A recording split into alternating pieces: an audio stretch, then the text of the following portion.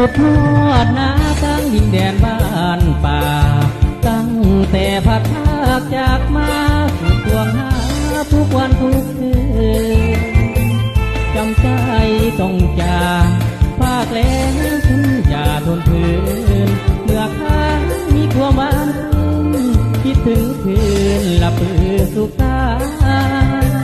ที่ทอดนาตั้งบ้านเคยได้อยู่ก่อนน้ำเราได้เป็นครูเคยสอนอยู่ห้องเรียนทุกวันหมดแล้วนาทีจึงจำนี้พัดพากจากกันเหลือแต่ความเศร้าโศกสันคิดถึงกันบอกขายไทยทอฟ้าห้อง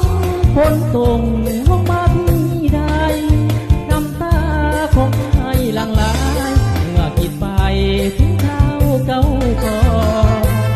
อึ่งอ่างห้องทางไอ้และนางเคยได้สัญจรจับอึ่งอย่างหาอ่อนก่อนงามอ่อนน้องคงจำได้ขึ้นทอดน้องเองเต้าแรงไอ้คิดคุ้มคันเที่ยวเบิ่งไปทางนาตั้งผ่านภูฟ้าผ่านฟ้าแสนใจคิดอยากไปหาแต่เวลาหวนมาบ่ได้สิ่งห้องที่นี่ส่งไปถึงสาวใบสาวบ้านนาตา